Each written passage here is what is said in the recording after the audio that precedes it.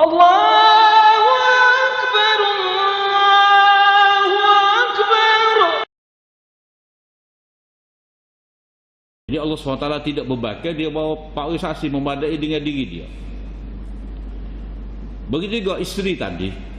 Kalau dia nak melepaskan diri dia tu daripada dihukum, hukum wuduk kerana berzina, maka dia pun kena mengatakan suami itu dusta dalam tuduhan terhadap dirinya. Assalamualaikum warahmatullahi wabarakatuh. Bismillahirrahmanirrahim. Alhamdulillahi rabbil alamin. Wassalatu wassalamu ala asyrafil anbiya'i wal mursalin, nabina Muhammadin wa ala alihi wa sahbihi ajma'in. Allahumma alimna ma yanfa'una wa anfa'na bima 'allamtana. Allahumma faqihna fid din wa 'allimna at-ta'wil wa zidna 'ilman ya rabbal alamin. Rabbi shrah li sadri wa yassir li amri wahlul 'uqdatam min lisani yafqahu qawli. Subhanaka la 'ilma lana illa ma 'allamtana innaka antal alimul hakim. Wala haula wala quwata illa billah. Alhamdulillah, syukur kita pada Allah SWT dengan limpah rahmatnya. Malam ni kita sambung lagi pengajian kita, kitab Al-Lu'lu' Wal-Marjan. Masuk pada Kitabul Li'an, bab saling melaknat. Kitabul Li'an, saling melaknat maksudnya berlaku laknat dan berlaku saling melaknat antara suami isteri.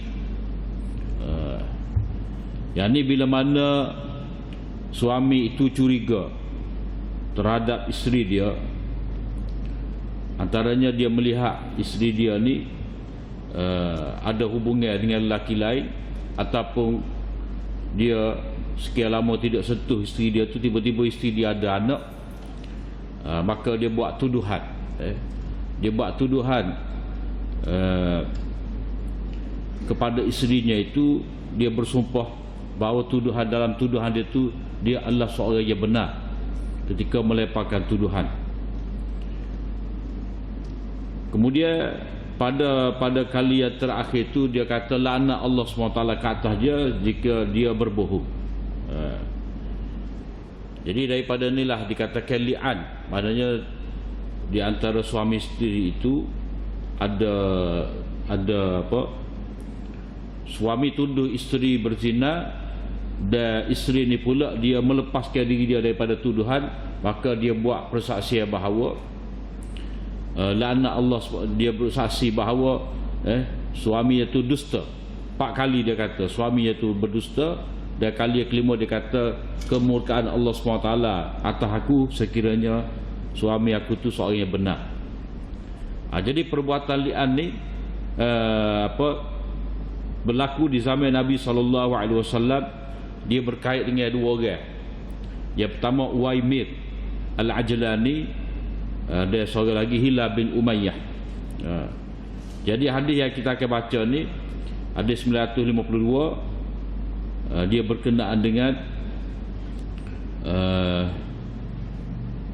Uwaimir, berkenaan dengan Uwaimir.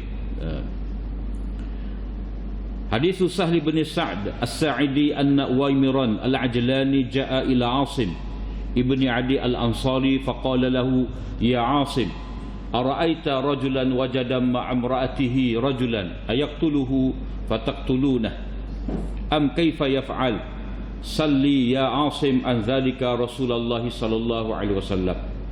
Fasa'ala Asim an dhalika Rasulullah sallallahu alaihi wasallam fakariha Rasulullah sallallahu alaihi wasallam al-masail wa 'abaha hatta kabura 'ala Asim ma sami'a min Rasulillah sallallahu alaihi wasallam. Falamma raja'a Asim ila ahlihi ja'a Uwaimir faqala ya Asim madza qala laka Rasulullah sallallahu alaihi wasallam. Faqala Asim lam ta'tini bi khair qad kariha Rasulullah sallallahu alaihi wasallam al-mas'alata allati sa'altuhu 'anha. Qala Uwaimir wallahi la antahi hatta as'alahu anha. Fa'aqbala Uwaimir hatta ata Rasulullah sallallahu alaihi wasallam wasata an-nas faqala ya Rasulullah ara'aita rajulan wajada ma'a imra'atihi rajulan ayaqtuluhu fataqtulunah am kaifa yaf'al. Faqala Rasulullah sallallahu alaihi wasallam, qad anzalallahu fika wa fi sahibatika fadhhab fa'ti biha. Qala Sahl fatala'ana wa ana ma'an nasi inda Rasulillah sallallahu alaihi wasallam, walamma faragha qala Uwaymir kadhabtu 'alayha ya Rasulullah in amsaktuha fatallaqaha thalatha qabla an ya'murahu Rasulullah sallallahu alaihi wasallam. Hadis Sahal bin Sa'ad bahawa Uwaymir Al-Ajlani ini telah datang menemui Asim bin Adi Al-Ansari. Maka Uwaymir ini berkata, wahai Asim,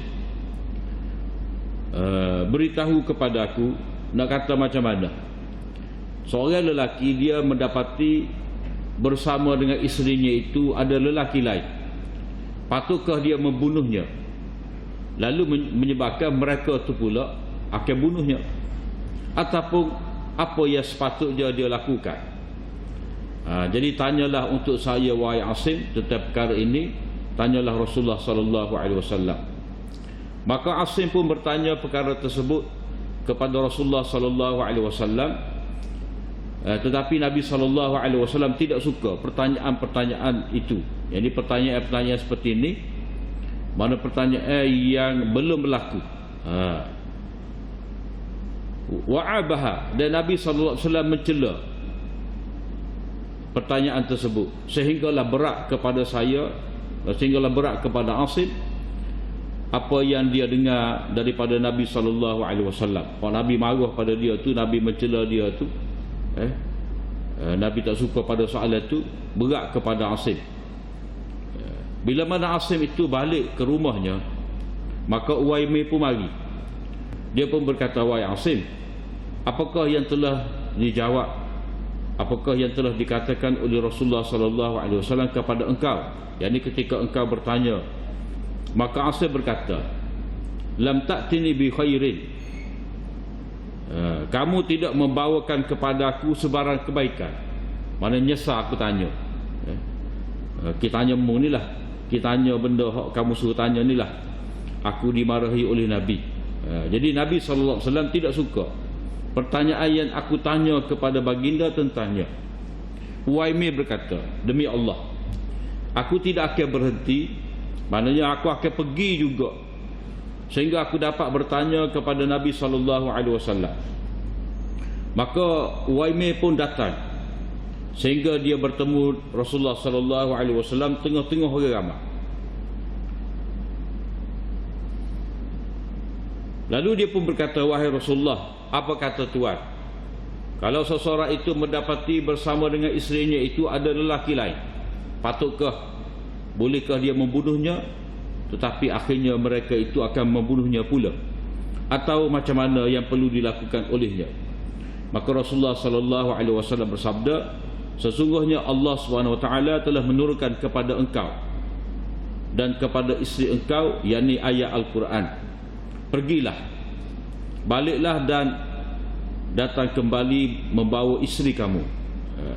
Maka sahabat berkata, mereka berdua saling melaknat, yakni suami isteri itu saling melaknat. Aku, kata Sahal, bersama dengan orang ramai dekat dengan Nabi sallallahu alaihi wasallam. Bila mana mereka berdua selesai melakukan li'an, maka Uwaymir berkata, aku dusta wahai Rasulullah kalau aku terus memegangnya. Mana dia benci sungguh, dia benci sungguh ni.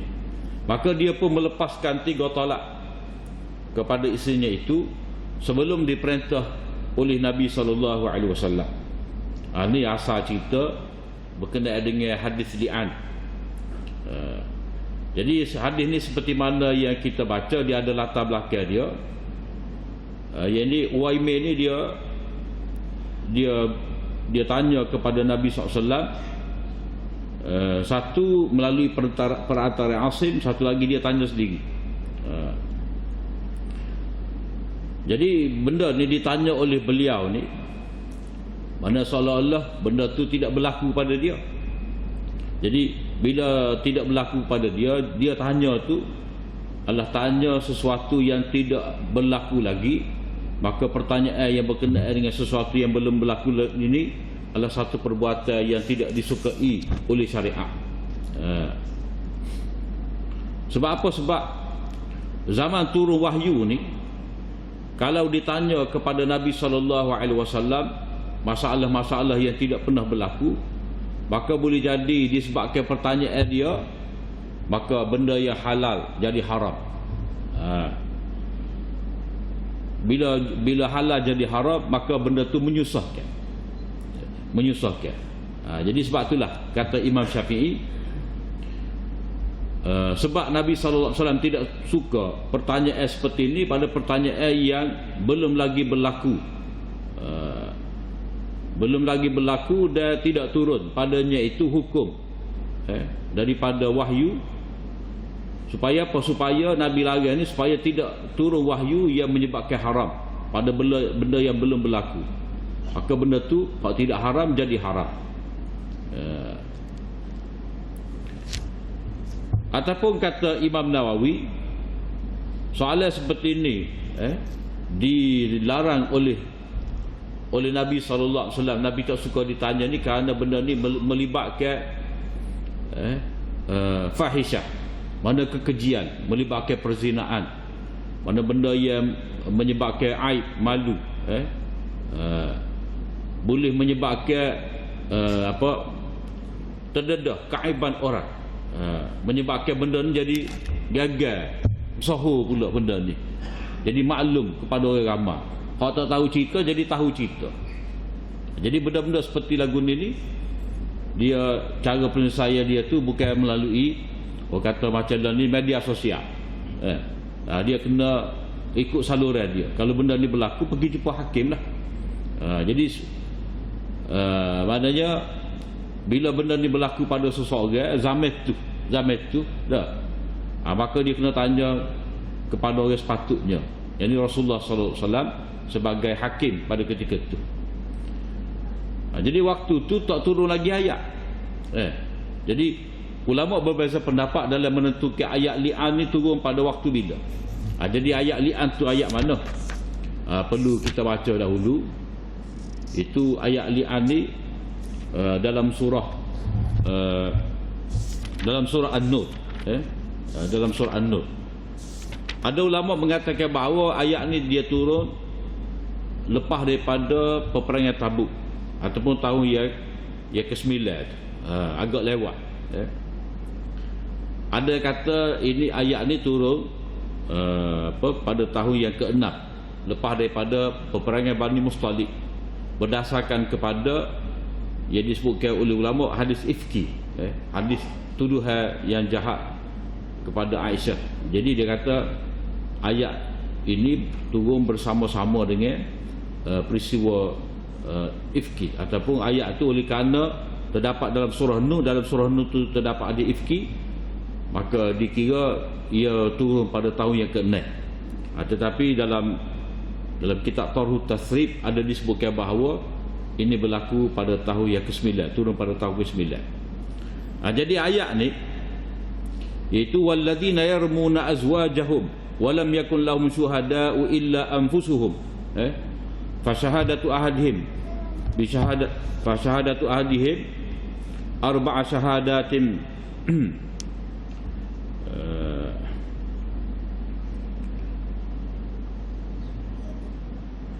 walladzina yarmuna azwajahum wa lam yakul lahum syuhada'u illa anfusuhum fashahadatu ahadihim arba'u syahadatin billah innahu laminas sadiqin wal khamisatu anna la'natallahi alaihi in kana minal kadhibin. Dan orang-orang yang menuduh, melemparkan tuduhan kepada isteri-isteri mereka dalam keadaan mereka itu tidak ada 4 orang saksi.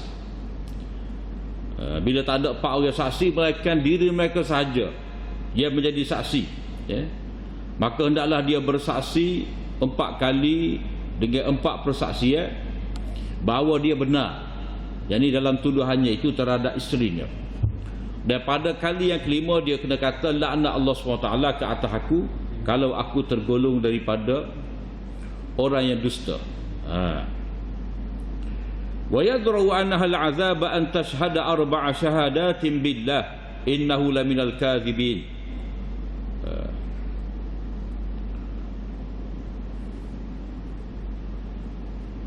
Dan wanita itu dapat menghindarkan dirinya itu daripada azab Allah SWT. Dan wanita itu dapat mengelak diri dia daripada azab Allah SWT, yakni hukuman hudud kerana berzina itu dengan syarat dia bersaksi 4 kali saksi dengan nama Allah Ta'ala bahawa suaminya itu termasuk dalam golongan yang berdusta, yakni dalam tuduhan terhadap dirinya. Dan pada kali yang kelima dia kena kata kemurkaan Allah SWT ke atasnya itu kalaulah suaminya itu orang yang benar. Jadi inilah yang dikatakan kata format dia, prosedur SOP bagi kes li'an macam mana. Jadi Allah SWT sebenarnya dengan menurunkan ayat li'an ni memberi kelepasan ataupun kelegaan, penyelesaian kepada orang yang beriman bila mana kes seperti ini berlaku. Dia hukum mana pun dia akan berlaku juga. Antaranya berlaku juga zaman Nabi ni sebab nak menyempurnakan syariat lah. Boleh benda tu tak berlaku zaman Nabi, tapi hikmah kehendak daripada Allah SWT ada berlaku peristiwa-peristiwa ni yang menyebabkan turun hukum dan Nabi pun melaksanakan hukum. Cuma masing-masing tu lepas pada tu dia bertaubat lah, ataupun dia mana bertaubat. Jadi di sini kita boleh lihat bahawa adanya hukum li'an ni, yang pertama keadaan macam Uwaimir tadi, dia dalam keadaan dilema.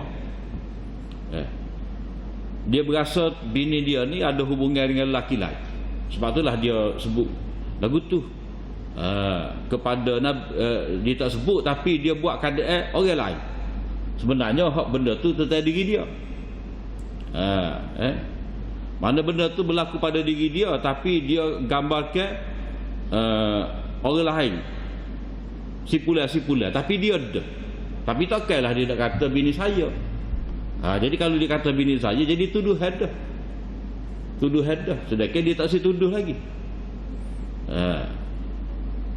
Jadi kadang-kadang orang ni dia tanya masalah dah. Dia tanya masalah hak sebenarnya benda tu berlaku pada diri dia, tapi dia tak sebut bahawa tu hak dia. Dah. Jadi dia orang kata nak tutup benda tu daripada orang tahu. Kalau dia tanya dah. Kalau dia tanya ramai-ramai depan ramai-ramai ni dah. Jadi orang pun boleh nampak dia ada masalah tu. Jadi sebab itulah dia sembunyikan. Lagu tu sepatutnya kalau kita nak bertanya ni, jangan kita sebutlah dengan jelas. Jangan kita sebut kata ni pok sepupu kita dah. Ni orang kampung kita, tak payah kita sebut lagu mana kalau. Dah. Padahal benda tu berlaku sungguh. Cuma kita tidak menyebut siapa-siapa.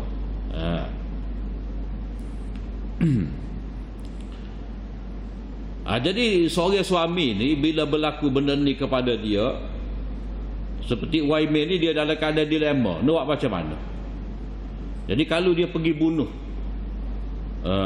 lelaki tadi dah, ia berlaku ia meniduri suami isteri dia, kalau dia bunuh, dia pula akan dibunuh balas, hukuman qisas. Dah. Kalau dia bunuh kawan tu, maka berarti dia telah menumpahkan darah. Bila dia telah menumpahkan darah, maka dibalas dengan balasan qisas, dia dibunuh juga. Lepas tu kalau dia nak biarkan dia bekak gitu, nak buat macam mana? Sebab itulah dia pergi jumpa dengan Nabi, tanya sendiri. Jadi tanya sendiri itu sebab nak menyelesaikan masalah.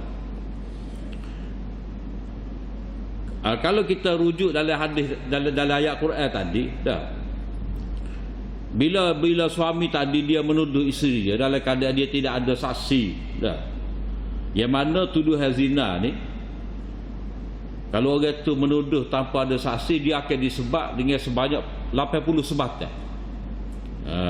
80 sebatan. Orang berzina 100. Tuduhan berzina, orang panggil qazaf ni, hukuman dia 80 sebab.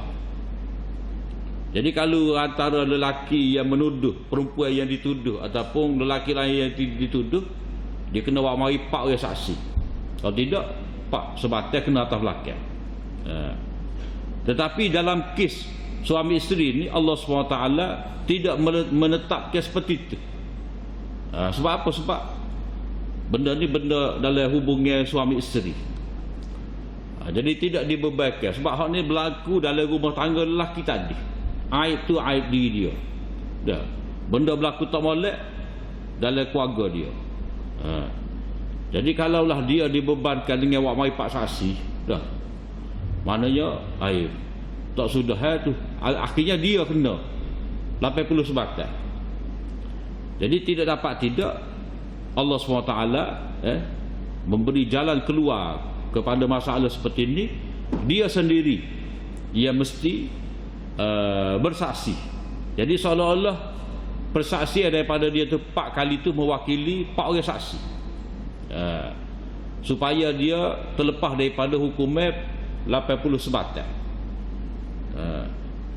Jadi Allah SWT tidak bebankan, dia bawa 4 orang saksi memadai dengan diri dia. Begitu juga isteri tadi, kalau dia nak melepaskan diri dia tu daripada dihukum hukum wuduk kerana berzina, maka dia pun kena mengatakan suami itu dusta dalam tuduhan terhadap diri dia. Jadi dengan cara ni mereka berdua tu dalam keadaan kita kata tak tahu siapa salah siapa benar, tapi tertuduh seorang itu mesti berdusta. Sama ada suami yang berdusta dalam tuduhan dia ataupun isteri yang berdusta dalam menafikan tuduhan terhadap diri dia.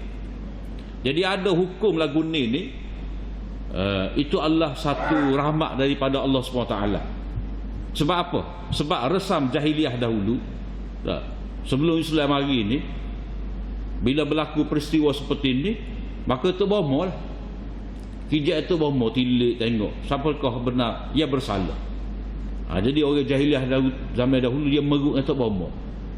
Jadi bila tak ada hukum syariat seperti ini, jadi mereka pun nak pergi tanya Tok Bomo lagu mana sebenarnya, hak bini kau bersalah ataupun suami kau bersalah. Jadi hukum lagu ni kalau letak atas Tok Bomo, atas dia lah.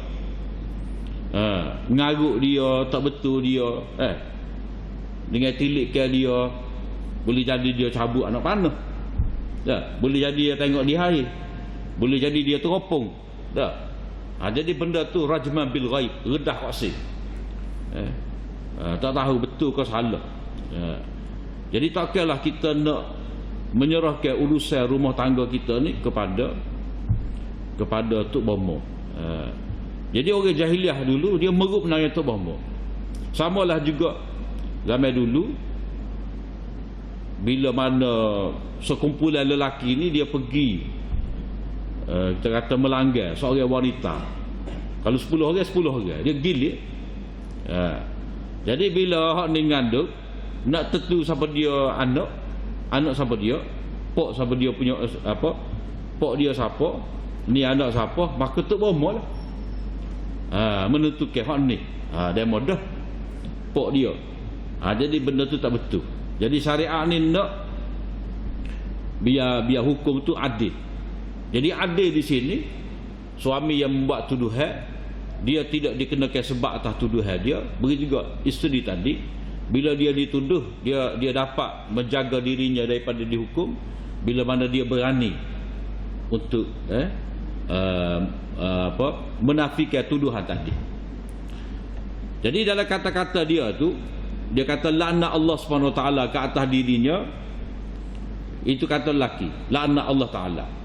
Perempuan kata kemurkaan Allah.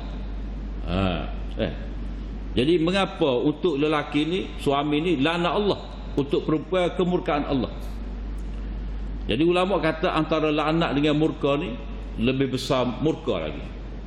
Sebab laknat ni maksudnya jauh daripada rahmat Allah. Kalau kata murka ni, Allah Ta'ala marah. Murka Allah SWT terhadap diri dia, yang mana natijah dia orang tu akan diazab oleh Allah SWT. Kalau kata laknat, dia jauh dari rahmat Allah Ta'ala. Jadi laknat itu didoakan oleh suami atas diri dia, kalau dia dusta, maknanya laknat berat juga, sama-sama berat, tapi nisbah dua ni lebih berat kemukaan Allah Ta'ala. Jadi laknat Allah Ta'ala ke atas diri dia tu kerana dia berani waktu tuduhan. Dan akibat daripada tuduhan dia ni, suami isteri dia tadi akan dihukum lah, ataupun jadi aib isteri dia.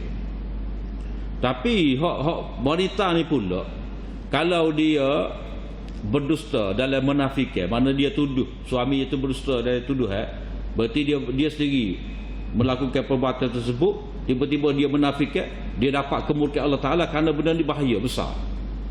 Kenapa? Kerana perempuan ni kita maklum lah, bila kata berlaku perzinaan, siapakah yang menanggung akibat buruk?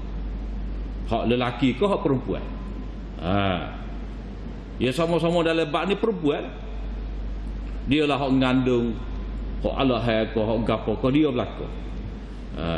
Jadi hak tok lelaki ni, ataupun kata perempuan lelaki ni, lelaki ni dia tak ada gapo. Dia tak tanggung gapo-gapo. Kalau kata suami isteri cerai, isteri kena tunggu iddah dulu 3 kali suci, nak cek dulu rahim dia tu ada benih suami dia ke ataupun tidak. Hak suami ni bila cerai, dia nak nikah dengan perempuan lain petai tu tak ada masalah. Hak perempuan ni kalau ada dah tunggu dia pun tak boleh, kena tunggu habis ada. Jadi bila berlaku perzinaan ni, akibat dia menyebabkan keturunan tu tak jelas. Siapa tak boleh nak berikan kepada siapa-siapa. Jadi akhirnya kalau sabit lah kita kata benda ni, dia tidak diberikan kepada lelaki hak berzina dengan dia tu, apatah lagi nak diberikan kepada suami dia. Jadi budak tu dia akan kekal beri kepada diri dia, berikan kepada diri dia, menyebabkan status budak tu tak jelas. Siapa kopok dia, jadi dinisbahkan kepada diri perempuan tu. Jadi di situ menyebabkan pencampuran ataupun tak jelas nasab. Begitu juga dia akan sabit pula dengan pusaka. Pusaka tu, dan juga dia akan bersabit juga dengan wali. Wali dah. Jadi hak tu tak boleh nak jadi wali dah lah. Tok laki dia tu tak boleh nak jadi wali sebab dia telah tuduh. Telah tuduh isteri dia tu. Jadi dia akan berpindah pada wali hakim. Itu akibat daripada berlaku benda ni.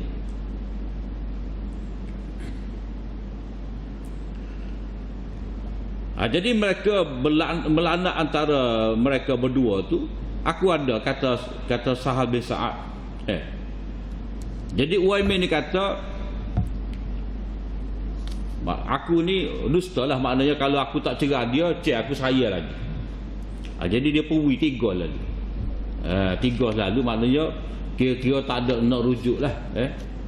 Tetapi dalam masalah ni ulama mengatakan bahawa bila berlaku li'an ni, suami isteri tadi dia kira haram mu'abbad, haram selama-lamanya, tak boleh nikah sampai bila-bila.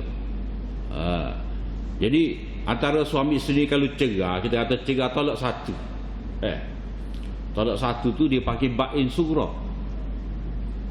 Ba'in sughra ni maknanya berlalu waktu iddah tanpa dia rujuk, maka terpisahlah secara automatik. Tapi kalau nak nikah semula boleh, tak ada halangan, asalkan kena bayar mahar semula.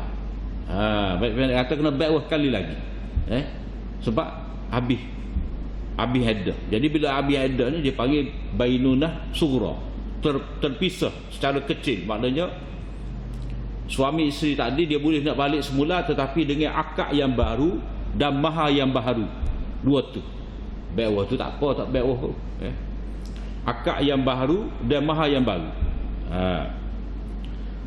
Tetapi kalau perceraian itu berlaku sampai 3 ataupun sekali itu 3 jatuh 3, jadi itu panggil bain kubra. Bain kubra ni maknanya nak nikah semula pasangan suami isteri tadi, kena isteri tadi nikah dengan lelaki lain, berlaku persetubuhan dan berlaku perceraian, habis perceraian barulah boleh nikah semula. Sebab kes dia telah berlaku perceraian 3 kali. Jadi dia tidak boleh balik kepada suaminya terdahulu, melainkan dia berkahwin dengan lelaki baru dan berlaku persetubuhan, berlaku perceraian, dan sehingga habis iddah tak rujuk, maka bolehlah dia nikah dengan suami dahulu. Hak ni pula haram sampai bila-bila. Tak boleh dah. Sebab apa? Sebab tuduhan dia tu berat terhadap isteri dia. Jadi sebab itulah Uwaimir kata, aku dikira nawak lah, aku dikira saya ke dia lagi kalau aku tak cerai dia. Tapi sebenarnya dalam masalah ni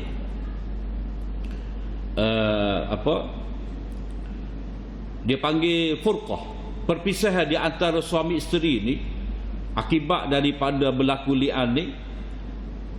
Apakah ia dikira sebagai talak ataupun dia dikira sebagai fasakh? Mengikut Imam Syafi'i, Malik, mereka mengatakan bahawa perpisahan di antara mereka berdua ni dia berlaku dengan li'an tu sendiri. Mana li'an tu sendiri dikira sebagai tolak, terpisah, automatik dah.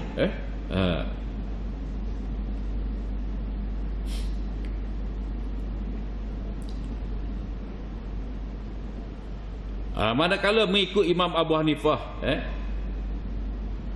mengikut Imam Abu Hanifah, perpisahan di antara suami isteri tadi dia berlaku dengan keputusan hakim. Maknanya ini satu bentuk fasakh. Maknanya lepas suami li'an, maka isteri pun li'an. Jadi mahkamah ataupun hakim kata mereka berdua ni tidak lagi sebagai suami isteri. Itu mengikut Imam Abu Hanifah. Tetapi kalau mengikut Imam Syafi'i dan Imam Malik, automatik li'an tu sendiri adalah perceraian, terpisah, mana tak perlu kepada keputusan daripada hakim. Cuma Imam Malik dengan Imam Syafi'i dia berbeza pendapat tentang bilakah bermulanya berlaku perpisahan. Mengikut Imam Malik kena sesal dua-dua. Mula-mula hak tu lelaki kata 4 kali aku bersaksi bahawa aku ni benar. Dah. Kemudian laknat Allah Ta'ala kalau aku dusta. Kemudian barulah isteri kata aku bersaksi bahawa suami aku ni dia berdusta. Laknat Allah Ta'ala kalau dia benar. Jadi bila sesal dua-dua belah pihak tadi, maka berlakulah perpisahan. Jadi perpisahan itu berlaku bila sesal kedua-dua pihak berli'an. Tetapi kalau mengikut mazhab Syafi'i, perpisahan itu berlaku setelah daripada hak suami, automatik dah. Sebaik saja suami memberi 5 kali persaksian tadi, automatik dah putus. Sebab kira-kiranya macam cerai lah. Macam cerai. Cerai ni tak nanti daripada pengesahan daripada isteri. Dah. Sebab kalau suami kata aku ceraikan engkau, jatuh, dia tidak ijab kabul. Kalau nikah dia kata aku terima nikahnya. Dah. Jadi hak suami kata qabil tu, aku terima, I do. Dah. Aku terima nikahnya. Jadi sahlah laku nikah kahwin. Tapi bab cerai ni tak perlu pengesahan daripada isteri. Maka atas dasar inilah mazhab Syafi'i kata secara automatik setelah daripada suami itu berli'an, maka terpisahlah antara kedua-duanya. Ada pula hak bini ni apa pula? Adanya penyaksian daripada bini ni untuk bini dia tadi ni terlepas daripada hukum hudud. Untuk menyelamatkan dia tu daripada dihukum hukum hudud. Kalau dia tak kata persaksian tadi, dia kena dikenakan hukum hudud. Jadi di sini automatik dah. Mengikut mazhab Syafi'i, sebaik saja sesal 5 kali persaksian daripada suami, maka automatik berlaku perceraian. Berlaku perceraian di antara mereka berdua.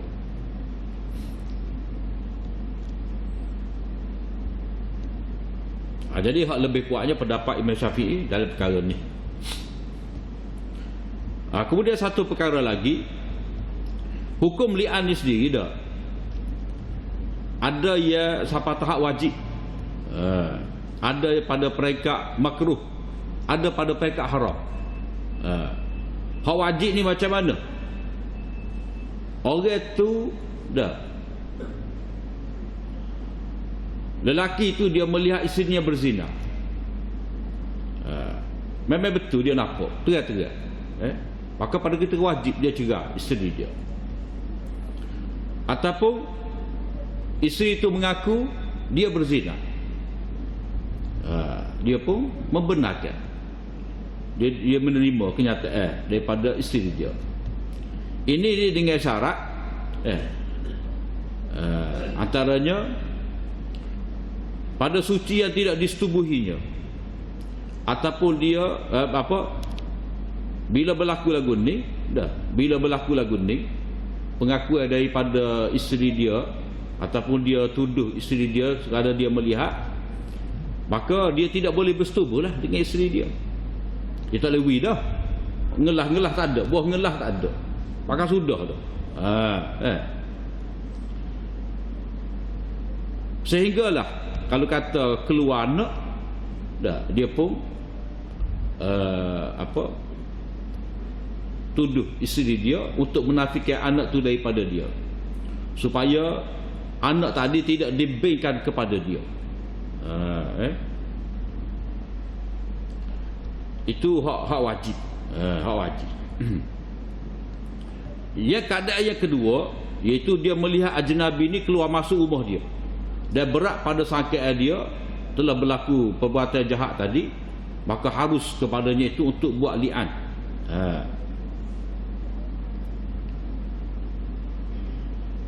Tetapi hak moleknya dah boleh saja dia cerah. Dia cerah. Jadi tutup cerita.